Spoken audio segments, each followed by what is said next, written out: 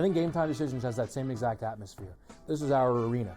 This is what we do. There is going to be an energy to Game Time Decisions that you will feel night in and night out. The excitement you get when you lock your bets and when you're figuring out what you want to do, we can zone in on the biggest games each night. I want this to be the place that people come to before the games start so they feel as ready as possible to lock in their cards. We are going to hit every single one of those markets that you need to know about. We're going to go through every single thing, and I've got a great team behind me that's going to help me get the job done. There is not going to be a better place, I promise you, than Game Time Decisions to get that new information, react to it, and be able to then bet accordingly. We will have everything at our disposal, and we will use that to our advantage. I'm Kevin Walsh. Tune into Game Time Decisions from 6 to 8 p.m. Eastern on SportsGrid.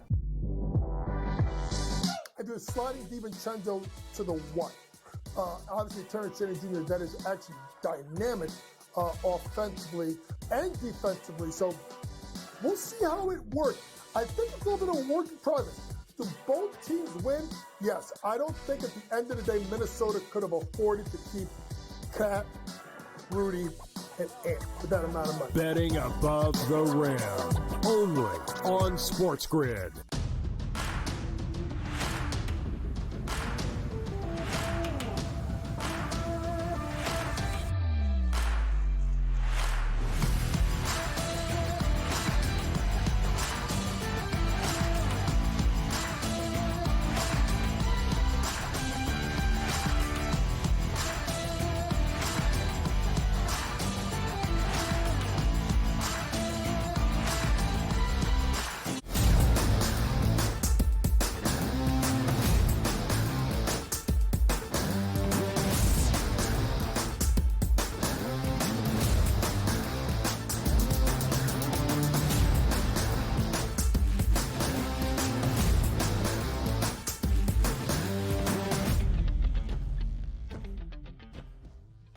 Let's finish out the Sunday slate as we start hour number 2 live on this Monday on the early line on SportsGrid. He is Donnie Rightside. I am Ben Stevens. 2 more hours to go. We continue playing Monday morning armchair quarterback, not just in the NFL, but a chaotic Week 6 Saturday, the opening Saturday in October of the college football season. Everything you need to know, all 7 of the ranked teams that lost this weekend, we will detail for you here in the next few segments. Of course, we will talk October baseball as well. The MLB postseason rolling on into the division series. In Monday Night Football, tonight in Arrowhead, the Chiefs back in primetime hosting the New Orleans Saints. So let's start DRS with the rest of the Sunday slate in NFL week number 5. The Packers' first win this year with Jordan Love under center, despite one of the worst interceptions you will ever see. Yeah. The Packers knock off the Rams 24-19. Green Bay covers as a 3-point road favorite in SoFi. They have covered in all 3 of their wins. This the first time as the favorite on Sunday against LA. Speaking of win number 1, it's what Jacksonville got on Sunday in Duval County against Indianapolis, despite the best efforts of Joe Flacco and Alec Pierce trying to bring back the Colts. The Jaguars and Cam Little, a game-winning field goal with from 49 yards with less than 20 ticks remaining. The Broncos have won 3 straight. The Raiders look like they're in a tailspin. And somebody had to win on Sunday in Foxborough. The Dolphins do hold on after what appeared to be a game-winning touchdown toss from Jacoby Brissett to the rookie Jalen Polk. Looked like a touchdown, was reversed, and it was the correct call. Not both feet in bounds for Polk, and the Dolphins take advantage for a win. Yeah, I was actually rooting and thought that the New England Patriots would be able to win this football game. And by the way, did you know the Patriots carried 19 times for $151 for 8 yards per carry and a touchdown and lost that football game to a Miami offense that barely can do anything here? You had like 15 guys at running back for the Miami Dolphins, and it was good enough for the victory. So credit them and Mike McDaniel. But at the same time, you got to get the feet down in the back of the end zone. It was a good ball by Jacoby Brissett. Those 2 feet come down, they win that game. Yeah. Now, granted, the Patriots, they're not going anywhere, but this could have been a season-saving win for the Dolphins because it looks like they're probably going to get Tua Tagovailoa back sooner than later, and they just have to stay afloat, which means they couldn't have been 1-4 leaving that game as opposed to the New England Patriots, who are actually 1-4, and now we're just going to see if Drake May starts to get a little bit more playing time as the Patriots season is up in smoke right now. Yeah, DRS, again, it wasn't a pretty game for Miami. Of course, the under of 35.5 comes through, but the Dolphins did figure out something on the ground, even without Devon Achane, who was ruled out early in the opening half. Both Raheem Mostert and the rookie from Tennessee, Jalen Wright, more than 80 yards on the ground. The Broncos have won 3 straight. Yesterday, for the first time as a favorite, they cover at Mile High against the Las Vegas Raiders. Bo Nix, clean football, now for a 3rd consecutive game, more than 200 and a touchdown pass. But that defense, oh boy, they are good. Gardner Minshew was benched. Patrick Surtain, multiple interceptions, including a 100-yard return for a TD on a pick 6. And how about Riley Moss, his first career interception yesterday as well. Any final thoughts, DRS, from Sunday before we get to Saturday in the chaos around college football? There is a lot of parity in the NFL. Teams you thought would be great, maybe not so great. Teams' records unbeaten right now. Maybe there's a chance that you can chase them down. That's what I'm excited for. Teams that we maybe didn't think could make the playoffs, making that early playoff surge by saying, hey, you know what? At the quarter pole, we're a pretty good football team. That's what I like about the NFL. It is such a week-to-week league. You never know what to anticipate on a Sunday-to-Sunday basis. We have seen so much parity. It's one of the reasons underdogs of a very large spread have been great this year. 5.5 points or greater.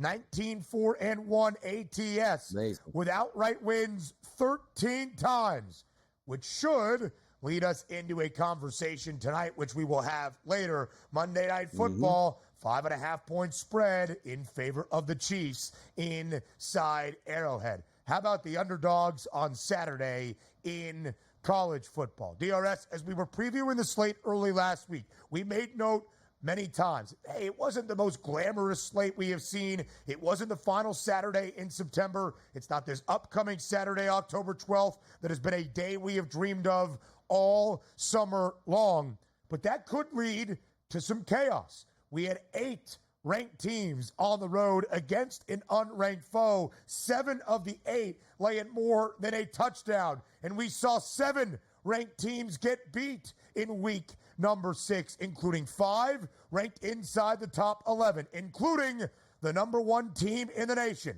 Alabama, on the road against Vanderbilt. The Commodores pull off a historic upset, the first win over Alabama since 1984, snapping a 23-game losing skid against the Crimson Tide. Diego Pavia and the Commodores win 40-35, handing Alabama its first loss of the season. Yeah, how about this, Ben? If we would have rewinded to, I don't know, maybe just last year. Oh, why even watch SEC football anymore? You take a look at Vanderbilt, beats Alabama. They can't make the college football playoff. And did you see the week before, Ben? Georgia got beat by Alabama, and they can't make the college football playoff. But you know what? Both of those schools wake up this morning with a legitimate chance to make the college football playoff, and that's what we love. You don't have to be perfect every single week. You are going to have mistakes, but my goodness, if you told somebody, Ben, that never watched college football before, watched that game, you might have came away and say, yeah, Vanderbilt was the number 1 overall team. They were sensational on defense, offense. They played the part. It was unbelievable. The execution in the biggest moments where, including myself, hey, look, Alabama's down double digits. You go, come on, man. So, like, basically a half left to play. Sooner than later, the cream is going to rise to the top, and Vanderbilt's just going to make mistake after mistake after mistake. They did none of that. They were aggressive late in the game. They made sure that they had the football, and they weren't saying, ooh, don't make the mistake. We'll punt it back and hopefully have no time on the clock. How about they just got the first downs? They needed to. 40 points on that Alabama team, which is pretty incredible. And by the way, what has Alabama's defense been doing the past 6 quarters? Certainly not stopping anybody, including Vanderbilt. What a program win for Vandy. It was fun to see it play out. Home field advantage. They didn't even have it in their own building and still won. How about those Commodores? After only 2 wins a season ago, in a little bit of heat in Nashville on Clark Lee, you could see the field storm. They took the goalpost with them down to Broadway as they were having a day on Saturday. Vandy 3-2 this year, a perfect 3-0 against the spread as an underdog, including 2 outright victories. Week 1 against Virginia Tech, and, of course, on Saturday against number 1 Alabama in forced double overtime as more than a 2-touchdown underdog against the Missouri Tigers. Diego Pavia, let's highlight him for just a moment. 252 yards, 2 touchdown tosses, more than 50 on the ground. DRS, the 3rd game in Pavia's college career. The first 2 at New Mexico State in 2022 against Liberty. In 2023, inside Jordan-Hare against Auburn, and of course on Saturday at home against Alabama, that Pavia has led a team as a 3-touchdown underdog or greater to an outright victory. It's the most for any quarterback in the FBS college football ranks in the past 2+ decades. Other upsets on Saturday in SEC territory. Arkansas gets a victory. Malachi Singleton, an 11-yard rushing touchdown after Taylon Green exits the game in the 4th quarter with an injury. Woo Pig Suey, a great underdog team under Sam Pittman, now 4-0 against the spread this year as an underdog. Arkansas knocks off Tennessee 19-14 in Fayetteville, winning outright as a 2-touchdown dog. Tough loss for Tennessee, but you know what, Ben? They wake up today going like, hey, you know what? We can still make the college football playoff. What a horrible system. Teams are actually able to play in October with a chance to have postseason futures. Who would hate that? Apparently a lot of people last year. I'll keep running my victory laps left and right, baby.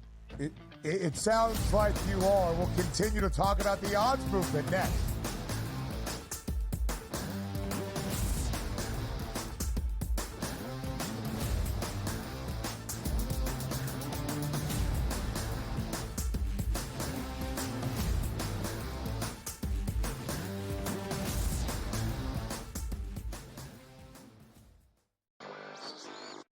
Sunday Night Football, not really much of a matchup here.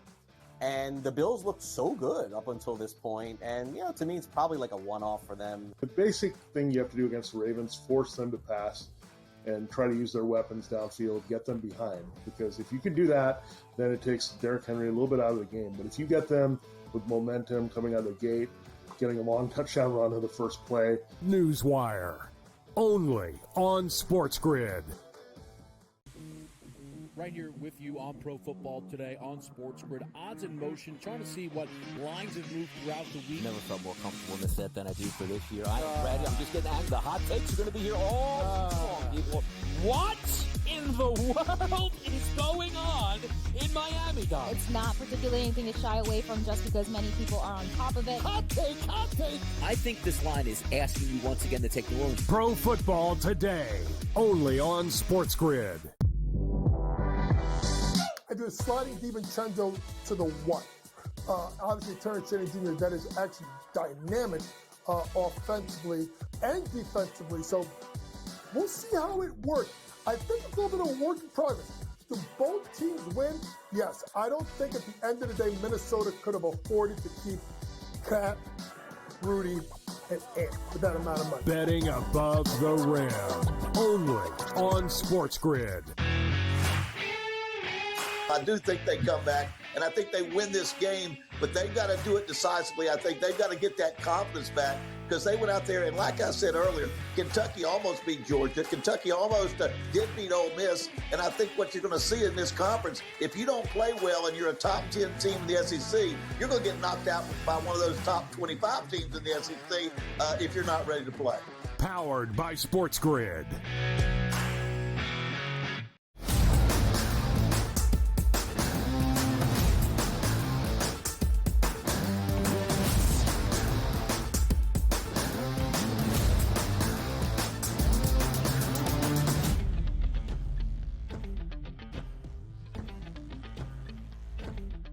A day of chaos, a weekend of upsets in college football. 7 ranked teams starting on Friday night as UNLV lost in Sin City to my Syracuse Orange, their opening loss of the season, and continuing all day long on Saturday. 7 ranked teams upset, 5 inside the top 11, almost a 6th team inside the top 11 knocked off on Saturday. Miami on the road in Berkeley against Cal comes all the way back, being down by 25, 35-10 midway through the third quarter to win 39-38. Now the Berkeley Bears do cover as a 10.5-point underdog, 53.5 a total, skies way over. Now, there are many assessments and reactions to this game, as you will hear from Donnie Rightside in just a moment. But for the second consecutive week for Miami, the Hail Mary that was and then wasn't against Virginia Tech 2 Fridays ago, in a targeting call that is the definition of targeting as it has been explained, was overturned by the ACC Replay Review Center, and it allowed Cal to punt the football. Miami got off the field, and the Hurricanes take advantage. Cam Ward, a touchdown toss in the closing seconds on Saturday. Now, Mr. Miami, I wonder what your thoughts on this game are. Go ahead. Yeah, back-to-back weeks, the refs on the field apparently trying to tank Miami, making atrocious calls, were overturned by the replay booth because that's the design. Don't let a tragic play out on the field that's incorrectly called and overturn it in the booth when you have the chance to. When do we get to football where a quarterback is running and takes a hit over the middle and it's targeting here? He's not a defenseless player. And don't give me the crown of the helmet, because the crown of the helmet did. And there was multiple shots that you could actually spin around and say, looks like he probably hit him with his shoulder at this point. There's no way a football game should end when a player makes a tackle on basically a running back at that point. Now, I am all for targeting as a wide receiver over the middle, taking the guy's head off. That's the intent of the rule, not a quarterback trying to get a first down that gets tackled. Correct call in the field? No. Correct call in the booth? Absolutely. The runner of the football is entitled to certain protections, and yet targeting still is designed that if a player launches and leads with the crown of his helmet, it is targeting. And that was certainly what happened. You want to argue it? Fine. It depends on what color lenses you are watching that game through. Ultimately, Miami had to come all the way back, and they did. The Hurricanes improved to 6-0, one of 2 teams around the country that is a perfect 6-0, as well as the Indiana Hoosiers, already bowl eligible after only 6 weeks. A rematch of a national championship game from the CFB a year ago. The first time since the college football playoff began in 2014, we saw a title game rematch in the regular season, and the script was flipped on Saturday in Seattle. Washington hands Michigan its second loss of the year, winning by double digits at home, 27-17. The Huskies closed DRS as only a 1.5 favorite. They made good on that number. Will Rogers, more than 227.5. My best bet of this game, 271 and 2 touchdowns. Jonah Coleman, 80 yards on the ground and a touchdown. It wasn't the danger man, Alex Orji. It was Jack Tuttle who took the reins of the offense for the Maize and Blue, but still less than 100 passing yards for Tuttle as well. Michigan one-dimensional and 2 losses this season. Yep, and we will not have a repeat champion here because 2 losses basically is going to doom you. And it's also one of those things where, like, Michigan's a national championship team, right? And it's like, all right, we're coming into the next season. There's NIL. I'm pretty sure Michigan has a lot of boosters that can pay a lot of money and really pump up that NIL. And they came into this season with those quarterbacks. I don't know if we expect, hey, Michigan way, these are Michigan guys, we're going to run with them. And there's maybe a little bit of a charm to that, but not if you want to win national championships. We all knew they beat USC with Alex Orji. And I came right on here on this very program and said, this team stinks on offense, and you cannot play Orji anymore as your quarterback. Yes, he does stink, and yes, you can have packages with him on the goal line, but he can't throw the football. I don't even know how he made it this far as a quarterback at this point. He can't be. He'd probably be a fantastic tight end, by the way, with his talent, his athleticism. Maybe start working him in other positions because he cannot be a quarterback. But it's okay. We don't have to have any arguments with Michigan anymore. I'm pretty sure where they get Citrus Bowl. Where are we going? Citrus here for the Wolverines. Who knows? Someone Pop-Tarts Bowl, whatever it might be. Listen, he's a very talented athlete. Not a great thrower of the football. H-back for this Michigan team. Hey, Khalil Mullings, who actually wasn't the leading rusher for Michigan on Saturday, started as a linebacker and flipped to the other side of the ball. So they could be flexible and creative with Orji in a few packages. Like who? Like Petey. I mean, he's really struggling on one side of the ball. Yeah. They moved him to the other side of the ball. So imagine Alex Orji as a linebacker crushing people. Come on, man. Remember the Titans, Michigan. Use that to your advantage. Use this guy. People love Ryan Gosling. They forget he was an absolute liability trying to cover people down there in Virginia in the early 70s. The only top 25 tilt that we had this weekend, and it was a number 25 team, Texas A&M, 2.5-point favorite against 9th-ranked Missouri. Many people, DRS, question the credentials of a Mizzou team that started 4-0 but was 0-2 against the number as a 2-touchdown favorite or more in their 2 games against power conference competition. Those people were right. And maybe a question Connor Wigman. He made me eat some of my words on Saturday. He was solid, 18 of 22 for 276.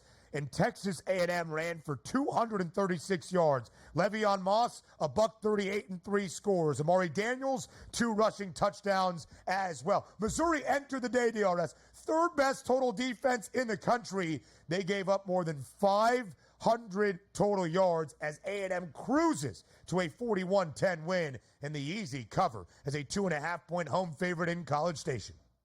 You're right. It was easy. Wegman, right? 18 of 22. And then you take a look at the 2 running backs, only had 23 carries combined, but yet 5 total touchdowns. And it seems like Le'Veon Moss on a game-to-game basis, if you give him right around 10 carries, he's probably going to bust that century mark and get you multiple touchdowns. That's an A&M team that's now 3-0 in the SEC. Maybe got to sit home of the 12s. I mean, come on now. Home field advantage is big down there in College Station. Can they make a run? The number 1 team in the country, Texas, did not play on Saturday, a bye week ahead of the Red River rivalry. But the Lone Star Showdown against A&M at the end of the year, now that's cinema. More from Saturday next.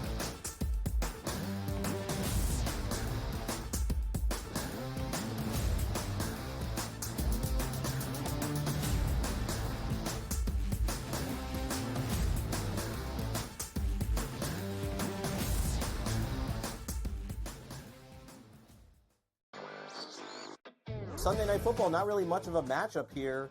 And the Bills looked so good up until this point. And, you know, to me, it's probably like a one-off for them. The basic thing you have to do against the Ravens, force them to pass and try to use their weapons downfield, get them behind. Because if you can do that, then it takes Derrick Henry a little bit out of the game. But if you get them with momentum coming out of the gate, getting a long touchdown run on the first play. Newswire, only on SportsGrid.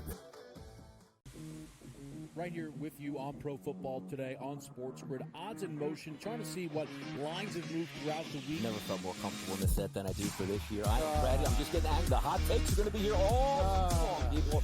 What in the world is going on in Miami, guys? It's not particularly anything to shy away from just because many people are on top of it. Hot take, hot take. I think this line is asking you once again to take New Orleans. Pro Football Today, only on SportsGrid. I do a sliding DiVincenzo to the 1.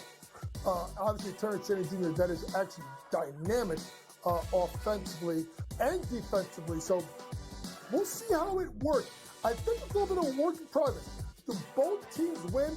Yes. I don't think at the end of the day, Minnesota could have afforded to keep Cat, Rudy, and Ant for that amount of money. Betting above the rim, only on SportsGrid. I do think they come back, and I think they win this game, but they've got to do it decisively. I think they've got to get that confidence back because they went out there, and like I said earlier, Kentucky almost beat Georgia. Kentucky almost did beat Ole Miss, and I think what you're going to see in this conference, if you don't play well and you're a top 10 team in the SEC, you're going to get knocked out by one of those top 25 teams in the SEC if you're not ready to play. Powered by SportsGrid.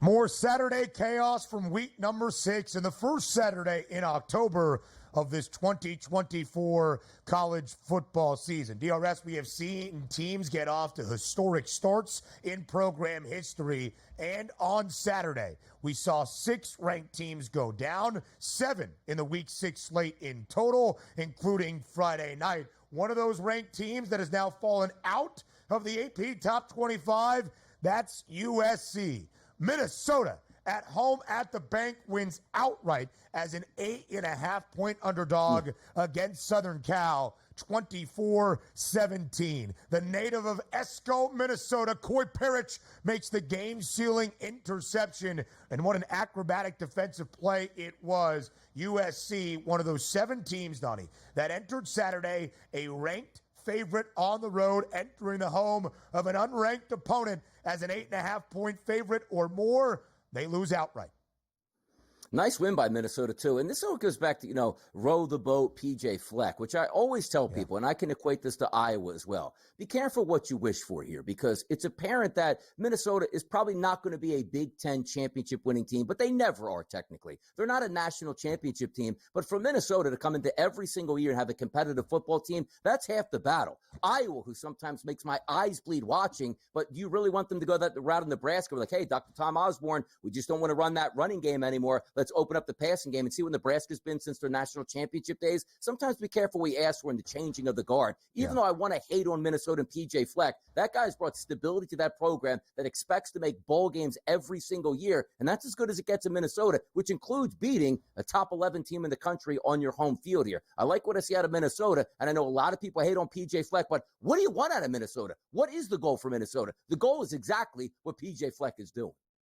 It is a proud fan base, and there's a lot of history within that Minnesota football program. PJ Fleck has been consistent, but we have seen a little bit of a drop-off the last few years after program highs in 2018 and 2019. The Golden Gophers, though, a huge victory to improve to 3-3. DRS, they were 0-3 or 0-2-1 against the number in their 3 games against FBS foes entering Saturday. I have been waiting for Darius Taylor to break out, and he did. 144 yards, 56 through the air. Max Brosmer, the quarterback, 3 rushing scores, and for Miller Moss, his worst game for Southern Cal, 2 interceptions. Lincoln Riley not happy after the game, getting mad at a reporter for asking a legitimate question to one of his players about a tight touchdown late. He's soft. That Lincoln Riley guy, not built for Big Ten football. Ohio State cruises past Iowa 35-7. Are there some quarterback concerns for the Hawks? Absolutely so. But Ohio State, DRS, who had not covered in either of its, or in its opening game, I should say, 2-2 against the spread this year. They had not covered in their opening 2 games of the season. Get a big cover against Iowa on Saturday. The line moved like crazy. Opened at more than 3 scores, closed at 17.5. The Buckeyes win by 28. Yeah, by the way, Spencer Petras in a losing effort, Ben, threw for over 300 yards and no interceptions on Saturday. Petras, maybe he can come back to Iowa and help out that offense. What do you think? Maybe so. Don't think it's going to happen. I think they should go to Brendan Sullivan, the backup quarterback. Penn State, a win against UCLA, but the Bruins cover for a 3rd consecutive week. Georgia and Ole Miss bouncing back in a big way. And Clemson handles business against Florida State. FSU is 1-5. And DRS elsewhere. How about the man that runs for Boise? Ashton Jeanty, 13 carries, 186 yards, 3 touchdowns against Utah State on Saturday. Is he the Heisman Trophy favorite around college football? You bet your bottom dollar. A running back leads the nation in terms of the odds to win a Heisman Trophy. He already has more than 1,000 yards. The last 3 running backs to win the Heisman, Derrick Henry, Mark Ingram, Reggie Bush, did not have more than 650 in their opening 5 games of the year. Ashton Jeanty on pace to strike the pose in December. Who is his coach, Ben? Do you know that? Who's Boise State's coach? Spencer Danielson. Spencer, if I was Boise State, I'd fire you immediately. This is our chance to get a Heisman. He only got 13 carries in that game. This is the Heisman. I don't care what the team. You scored 92 points in this game. Put it out there. We had 26 carries, for 421 yards and 6 touchdowns and win yourself a Heisman. That's a travesty. He got 13 carries in that game. Do you want him to win the Heisman or not? Run it up the flagpole. Statistics matter. Blow every record out of the water, and he will be a Heisman. Disgraceful performance by the head coach, not G&T. He's still on pace to blow out every record. More around on the early line next.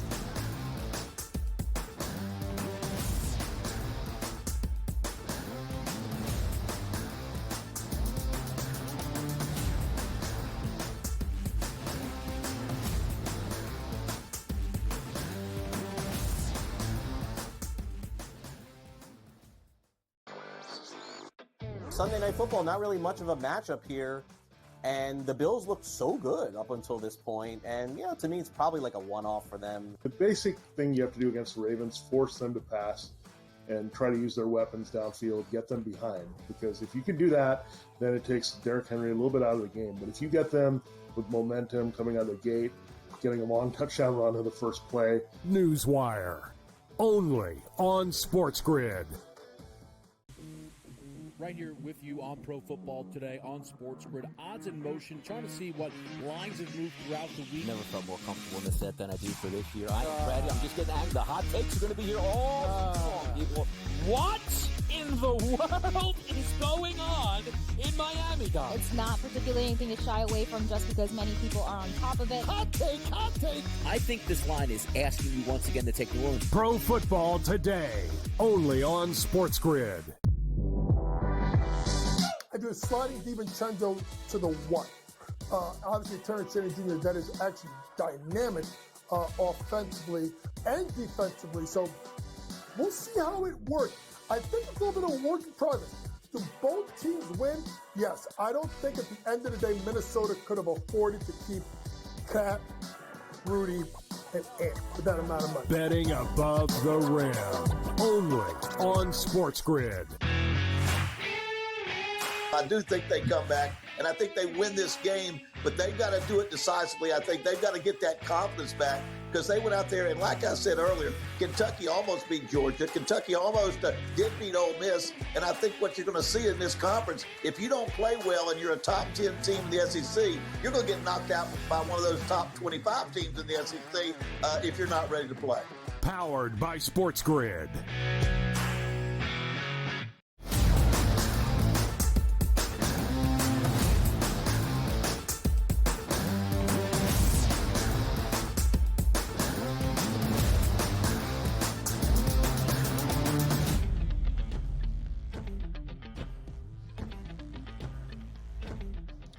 Live right here on the early line on SportsGrid from a college football weekend to playoff baseball in October. The DS's, the division series around all of MLB starting on Saturday. A quadruple header of contests. Both of the sets in the NLDS and in the ALDS did begin on Saturday. And then yesterday, Donnie, only the National League in action as we change venue in the NL. The two ALDS sets will be in action on this Monday. Let's start with your Philadelphia Phillies. Game number 2. The Mets rallying, playing 5 in the 8th on Saturday to steal the opening game of the National League Division Series.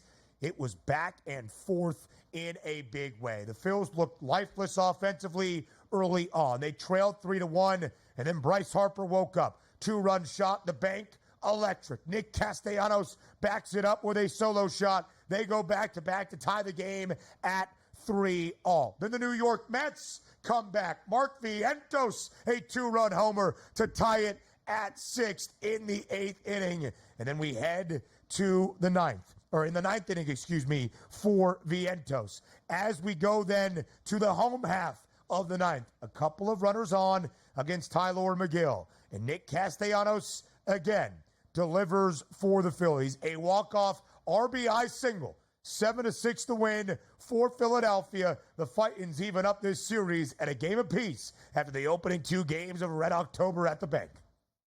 They don't call Bryce Harper the greatest showman for nothing here. Where do you pay all that money to superstar players to play well? It's in the biggest moments here. Dead and buried, a silent ballpark, a 3-0 deficit, 2 outs, 2 strikes, and an absolute nuke job to center field, which gets that ballpark going at 3-2, and then another mistake by Severino, which makes it 3-3, as Nick Castellanos, who runs red hot and ice cold, finally gets back to the red hot option, and we'll get to his base hit a little bit later. But that's where you want it. And also, let's get back to Saturday.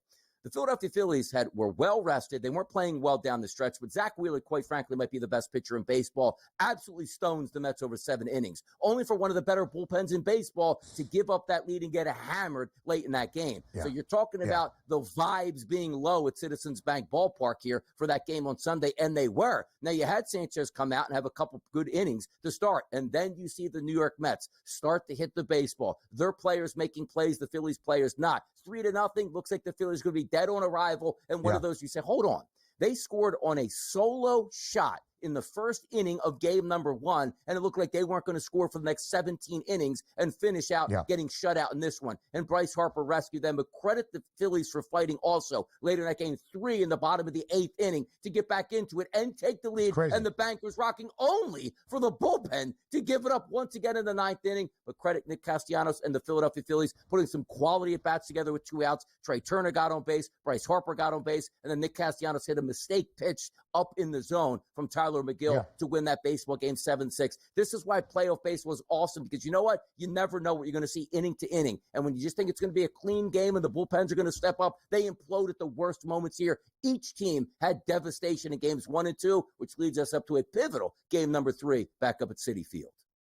We'll head to Queens tomorrow. DRS, there were so many things that happened in this game. Mark Vientos got it started in the 3rd for the Amazons' 2-run shot. He had 2 2-run home runs yesterday. Pete Alonso added on in the top of the 6th. The Polar Bear hitting a home run. Felt like the game was done because you're right. It was Kyle Schwarber who led off game 1 for the Phillies with a home run. And that was all the offense, only for Philadelphia to respond. And Nick Castellanos, when he tied the game at 3 in the home half of the 6th, we talked about his plate appearance before where he laid off a pitch and the Philly fans cheered him mockingly, like, thank God he made a good decision at the plate.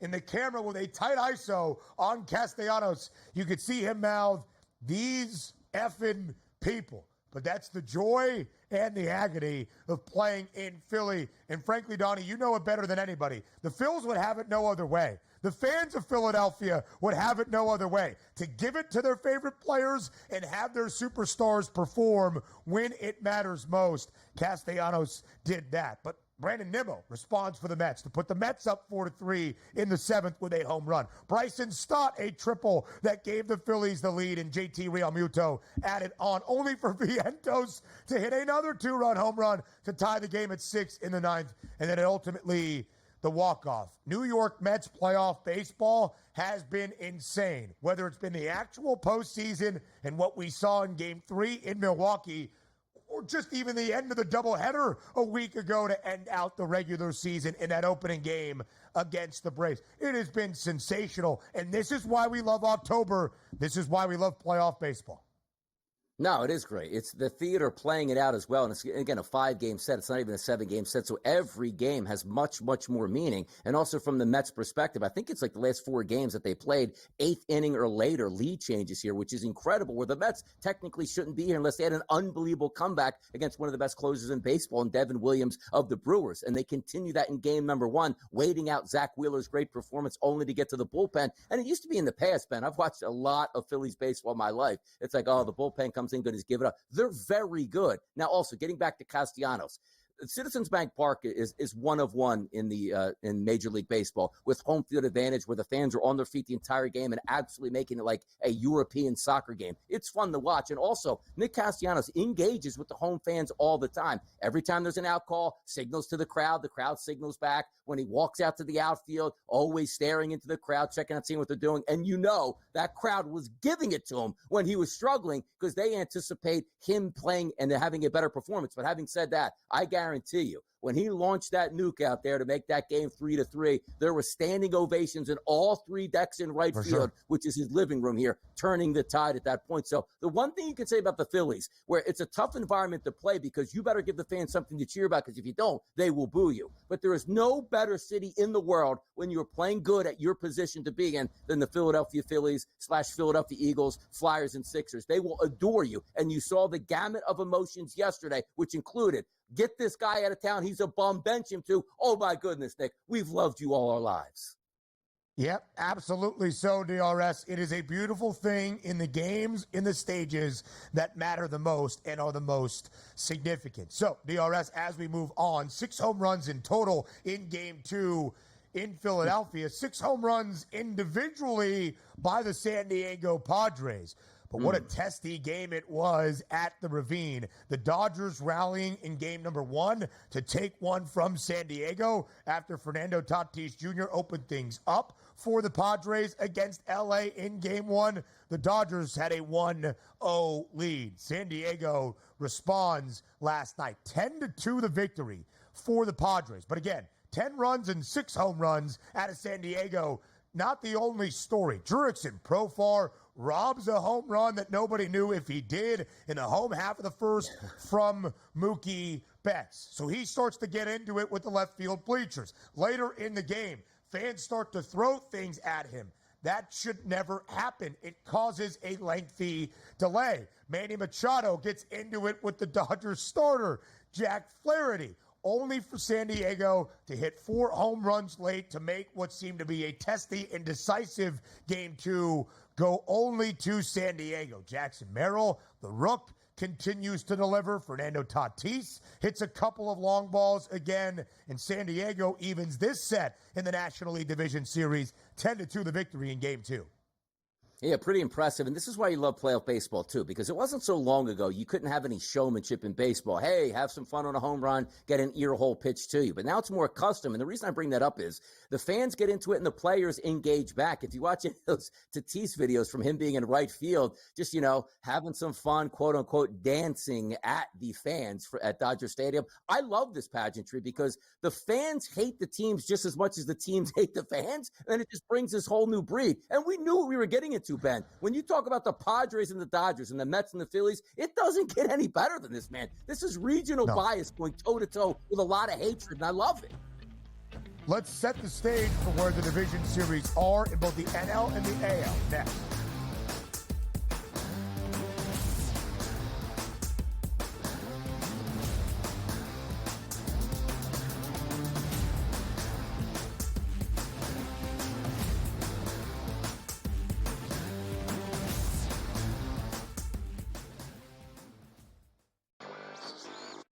Sunday Night Football, not really much of a matchup here. And the Bills looked so good up until this point. And, to me, it's probably like a one-off for them. The basic thing you have to do against the Ravens, force them to pass and try to use their weapons downfield, get them behind. Because if you can do that, then it takes Derrick Henry a little bit out of the game. But if you get them with momentum coming out of the gate, getting a long touchdown run to the first play. Newswire, only on SportsGrid. Right here with you on Pro Football Today on SportsGrid. Odds in motion, trying to see what lines have moved throughout the week. Never felt more comfortable in this set than I do for this year. Brady, I'm just getting angry. The hot takes are going to be here all long, people. What in the world is going on in Miami, Donnie? It's not particularly anything to shy away from just because many people are on top of it. Hot take. I think this line is asking you once again to take New Orleans. Pro Football Today, only on SportsGrid. I do a sliding DiVincenzo to the 1. Obviously, Terrence Jr., that is actually dynamic offensively and defensively. So we'll see how it works. I think it's a little bit of a work in progress. Do both teams win? Yes. I don't think at the end of the day, Minnesota could have afforded to keep Cat, Rudy, and Ant for that amount of money. Betting above the rim, only on SportsGrid. I do think they come back, and I think they win this game, but they've got to do it decisively. I think they've got to get that confidence back because they went out there, and like I said earlier, Kentucky almost beat Georgia. Kentucky almost did beat Ole Miss. And I think what you're going to see in this conference, if you don't play well and you're a top 10 team in the SEC, you're going to get knocked out by one of those top 25 teams in the SEC if you're not ready to play. Powered by SportsGrid.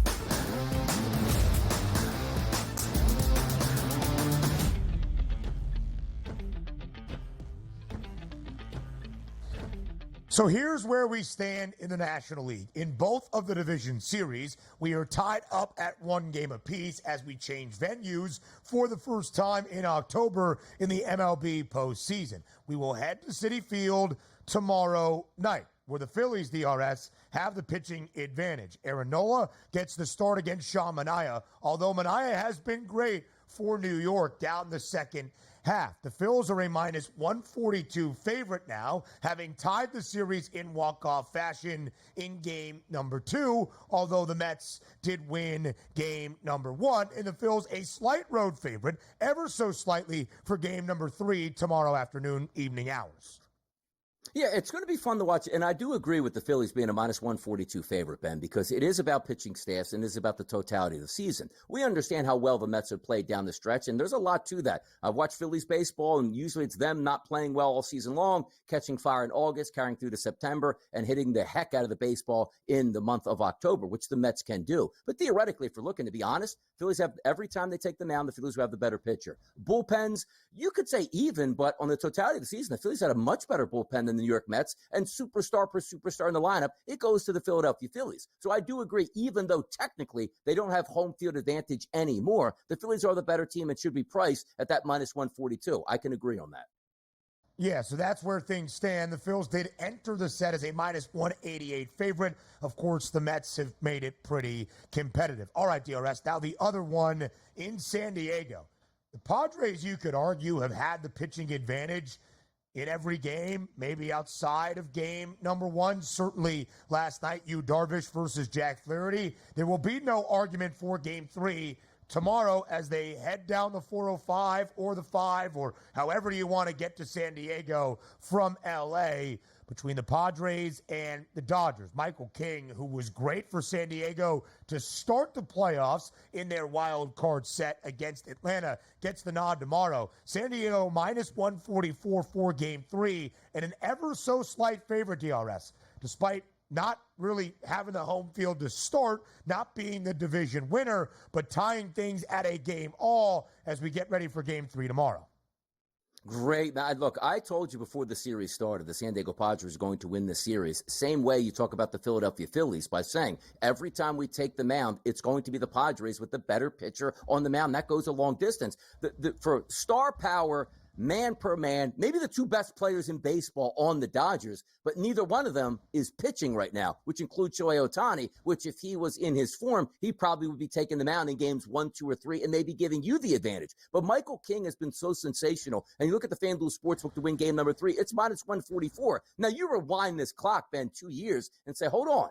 Walker Buehler's on the mound for the Dodgers. That's a stone-cold Dodgers victory, and they're the favorite in this game, no questions asked. But we're still waiting on Walker Buehler to get back to pre-injury form, and we're seeing Michael King as what Walker Buehler was just a few years ago for the for the Dodgers, who now sits on the Padres mound. He has been flawless, and I expect him to be very good here. Now, yes, there's going to be crazy innings. There's going to be pitching performances that we expect and pitching performances that we don't expect here. But I do agree the Padres should be the favorites now, getting home field back, and they have their hammer on the mound in game number 3. Love what I see out of the Padres, and they should be able to win this series, which includes winning game number 3 and taking that commanding 2-1 series lead, which everybody wants in a 5-game set.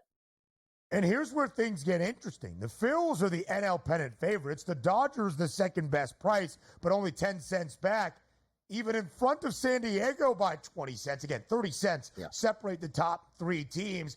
But the Padres are the slight series favorites against L.A., but do have that worst price to win the National League pennant. All right, DRS, let's get to the American League Division Series as we will have a doubleheader of action on this Monday. We start with the Yankees, the number 1 overall seed in the AL, hosting the Kansas City Royals. It was a late rally for the Pinstripes in the Bronx on Saturday night. They win game number 1. And now greater than a $4 favorite at minus 420 to advance to the ALCS. Yeah, and it does appear high because you're saying, okay, it's a 5-game set. You know, the Royals fought them in game number 1, but then you move forward and say, all right, what do the Royals have here? What can they actually do? They're a little bit outmanned against the Yankees. We can agree upon that. And also, it's not as if they have that Mets effect, Ben, right? Where it's like, wow, the Royals went, 14-3 down the stretch to clinch an average score of, 6 runs per game for their own ball club here. That's not the case here. Usually the cream rises to the top and the Yankees are the better team. I'm not paying that price point, but I'm also going to say I'm not taking the underdog price in the Royals either. Yeah, I don't really know how this series ends up. The Yankees were the strongest favorite entering the division sets. They were greater than $2. They're now greater than $4. I don't think it's a sweep. I do think KC will have something to say either tonight or back in Kansas City, but it could present some opportunities to make sure that you find that value game to game throughout this set. For the Yankees to cover the series spread, they would have to win in 4. That's minus 172, probably better than the over-under of the series. That's minus 245. The Guardians got off to a great start on Saturday against the Tigers, scoring 5 runs in the first. They never looked back. Today, the Guardians are a minus 235 favorite to win the set. But for this game in Cleveland, who starts for Detroit? It's Tarek Skubal. The Gritty Tigers, a minus 130 favorite in the land. Just something to note.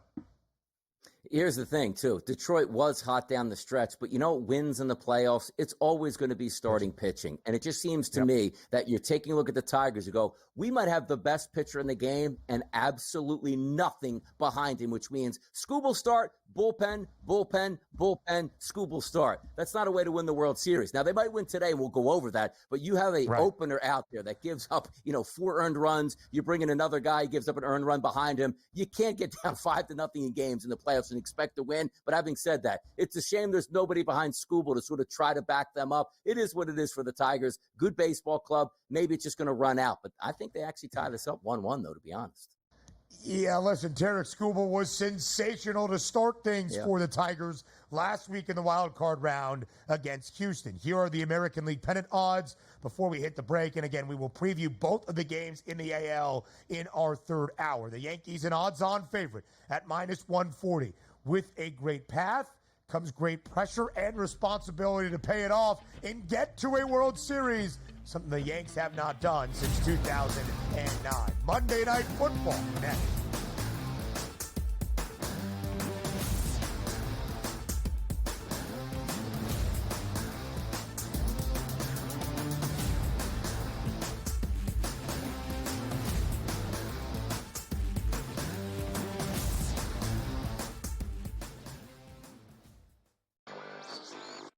Sunday Night Football, not really much of a matchup here.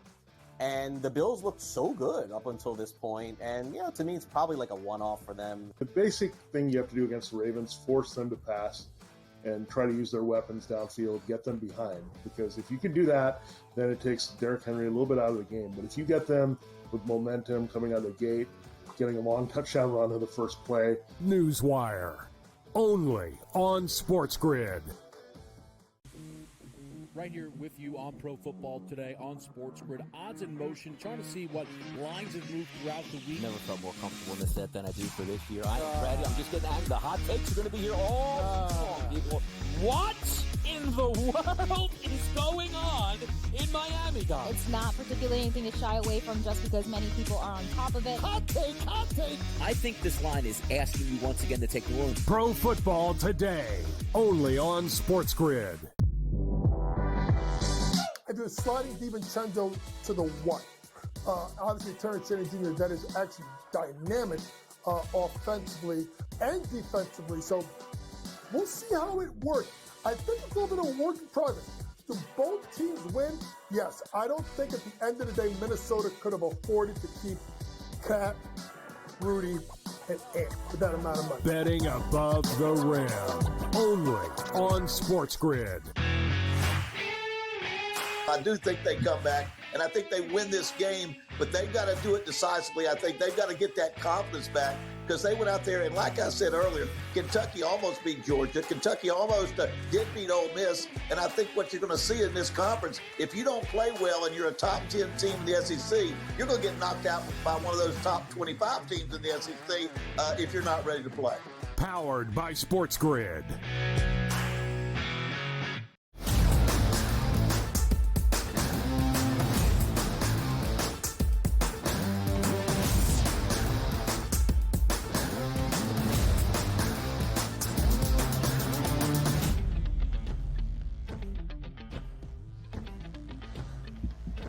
Only one Monday Night Football game to end out week number 5 after 2 straight weeks of 2 games in a doubleheader to end out a week in the National Football League. The Chiefs back in primetime. Is this their 4th primetime game in 5 weeks for Kansas City? Opening out of the year, week number 2, that was primetime as well, right? No, week number 2 was against Cincinnati. Week 3, as I'm trying to do this right now, Sunday Night Football against Atlanta. 3 primetime games in 5 weeks. I got it all. Just took me a minute. Kansas City in primetime again on what will be a big sports day in KC. Of course, the Royals on the road against the Yankees. The Chiefs, a 5.5-point favorite at home against the Saints. KC, one of 2 teams that ended out the opening month at a perfect 4-0 mark, trying to stay pace with the Vikings at 5-0. DRS, I said to you earlier during one of the commercial breaks, man, this Monday Night Football game, a difficult one to handicap with the Chiefs laying 5 and a hook and the total at 43.5. How do you begin to break it down? Yeah, it's simple. It seems simple to me. Like, you always expect the Kansas City Chiefs to win their football game because it's Andy Reid, it's Patrick Mahomes, and tonight it's in Arrowhead. Yeah. And quite frankly, look at their record. All they've done is won their football games. But now you say, what are you going to get out of New Orleans? First 2 games of the season, crack the Panthers, crack the Cowboys, but then you have 2 straight losses. But those losses, 15-12 against the Eagles, where it was a late game lead you gave up on that Dallas Goedert long play down the field, and then an interception. Then you take a look at the Falcons game. Correct me if I'm wrong, like a 58-yarder by Younghoe Koo, which lifts them in that game. Yeah. And you say, okay, we lost 2 back-to-back bone-crushing scenarios. Now we're going to take on the Chiefs, who theoretically with their offense shouldn't be able to run away with us. So just to start the conversation off, I look at the 5.5 points and I say to myself, I'm going to take the 5.5 points. And as you brought up with some of the statistics in betting so far to open the season in the NFL, boy, yeah. 5.5 is that sweet spot where you should just be left and right taking those 5.5 point dogs or more. Yeah, absolutely so. 19-4-1 against the spread. Underdogs of 5.5 points or greater. 13 outright wins. The Saints have seen that already this year. New Orleans has been very good. Both of the 5.5 point dogs or greater on the Sunday slate won outright. Arizona by getting more than a touchdown in Santa Clara. The Giants, a 6.5 point dog in Seattle. DRS, in the last 2 years, Kansas City has been booked as a favorite 21 times. That shouldn't be overly surprising, knowing the Chiefs. 12-8-1 against the number. There was always kind of a critique of Mahomes and Reid in their era together as a favorite. Hey, they're going to win football games. Nobody better in the NFL than Kansas City. But they're not great covering numbers. That has started to change in the first 4 years that Patrick Mahomes has been the starting quarterback, or actually make that 5 seasons from the beginning of 2018 through 2022. The Chiefs were 40, and as I do the quick math here, in these spots, 40, 41, and 3 against the number as a favorite, less than a 50% cover percentage. Last 2 years, 12-8-1 ATS. Kansas City this season booked as a favorite in all 4 games previously. They have covered in 3 of 4. So the Chiefs are not a bad cover team where you say, hey, they're laying 5.5, but this game's going to be closer, decided by 4 points or less. Kansas City has been taking advantage when they have been the favorite, at least so far this season. They have, and it's going to be an interesting setup, too, because I like that Saints defense, pretty solid in the secondary, also 2 athletic linebackers, which you can combat going up against Travis Kelce. The one thing that we know about the Chiefs that they've struggled with, and quite frankly, it's really been a musical chairs at right and left tackle over the past couple of years, trying to find that match. Morris and Taylor, they haven't been that good this season, and you got a pretty good couple pass rushers coming from that Saints defense. But this is going to be a game of why we think Andy Reid is probably the best coach in the NFL right now, if not, rivaling Bill Belichick maybe when it's all said and done. It's his ability to scheme his players open, because on a week-to-week basis, we question about, do they have enough talent? And it seems on a week-to-week basis, we're seeing less and less talent. Travis Kelce finally woke up last week. Is that going to continue? But also, don't we know the Saints know that Travis Kelce is going to be that linchpin? Watson, Smith-Schuster, Worthy, who's stepping up? And now you're down to, hey, Kareem Hunt, hopefully, can resurrect his career. Yeah. This is a tough one here. And it says again, Donnie, what did you say in the offseason? Don't care who's on the Chiefs, as long as Patrick Mahomes is their quarterback, they'll win football games. They might win that game tonight, but I don't think they cover. I'm with the Saints. The Saints are a perfect 2-0 against the spread as a dog. They won outright as a 6.5-point underdog, plastering the Cowboys in week 2 at the Star. And although they coughed one up last week against the Falcons, who won without scoring an offensive touchdown, New Orleans did cover. Hour 3 starts with more Monday Night Football next.